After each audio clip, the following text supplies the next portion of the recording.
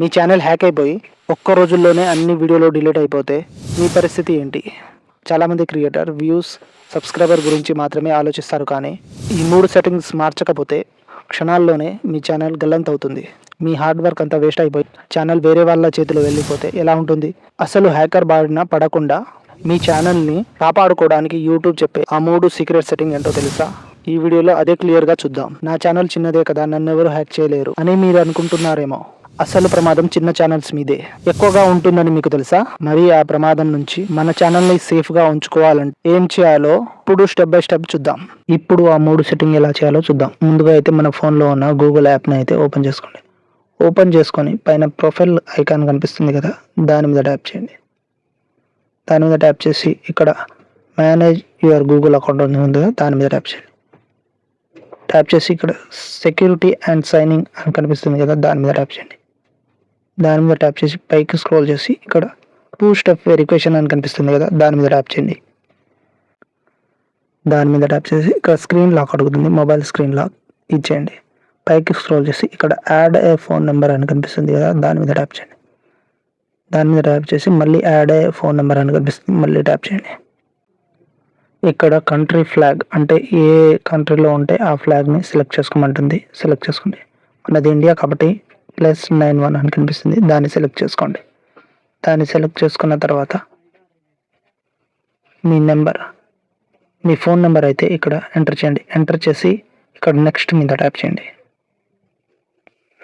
ఇక్కడ నెక్స్ట్ మీద ట్యాప్ చేశాక ఇక్కడ సేవ్ అని కనిపిస్తుంది, దాని మీద ట్యాప్ చేయండి. ఇక్కడ టర్న్ ఆన్ అని కనిపిస్తుంది, దాని మీద ట్యాప్ చేయండి. దాని మీద ట్యాప్ చేసి మళ్ళీ బ్యాక్ వచ్చేయండి.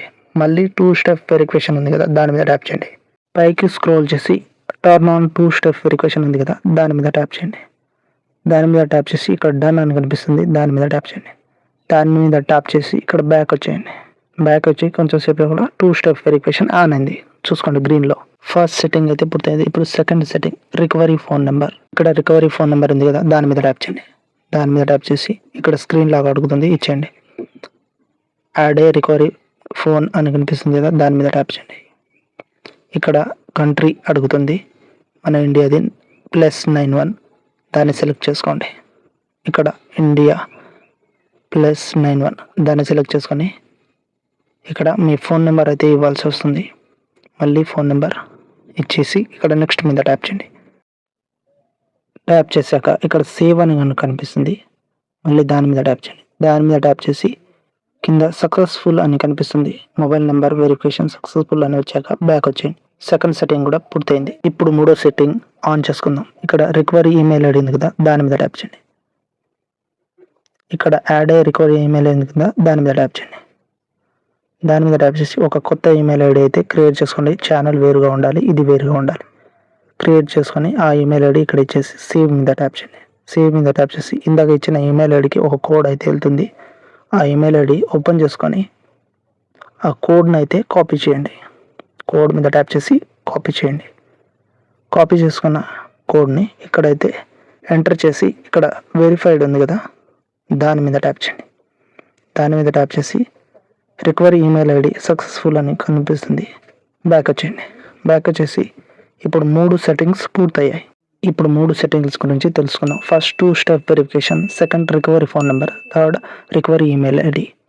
ఇప్పుడు బోనస్గా ఇంకో సెట్టింగ్ గురించి తెలుసుకుందాం. దానికోసం పైన స్క్రోల్ చేసి enhance safe browser your account అని కనిపిస్తుంది కదా, దాని మీద ట్యాప్ చేయండి. ఇక్కడ ఐకాన్ కనిపిస్తుంది కదా, దాని మీద ట్యాప్ చేయండి. దాని మీద ట్యాప్ చేసి ఇక్కడ టర్న్ ఆన్ అని కనిపిస్తుంది కదా, దాని మీద ట్యాప్ చేయండి. ట్యాప్ చేసి అప్డేట్ అని కనిపించిన తర్వాత బ్యాక్ వచ్చేయండి. ఇది ఎందుకంటే సేఫ్గా మనం ఏదైనా బ్రౌజ్ చేసేటప్పుడు హ్యాక్ అవ్వకుండా ఉంటుంది. ఈ వీడియో మీకు యూస్ఫుల్గా అనిపిస్తే ఖచ్చితంగా ఒక లైక్ వేసి మీ యూట్యూబ్ ఫ్రెండ్స్ అందరికీ ఈ వీడియో షేర్ చేయండి. మీకు ఎలాంటి టెక్నికల్ డౌట్ ఉన్నా కింద కామెంట్ చేయండి, ఖచ్చితంగా రిప్లై ఇస్తాను. మరో వీడియోలో మళ్ళీ కలుద్దాం. అంతవరకు థ్యాంక్ యూ, జై హింద్. మీకు యూట్యూబ్ సెట్టింగ్ వీడియో కావాలనుకుంటే, ఫుల్ ఛానల్ సెట్టింగ్ కావాలంటే ఈ వీడియోని చూడండి.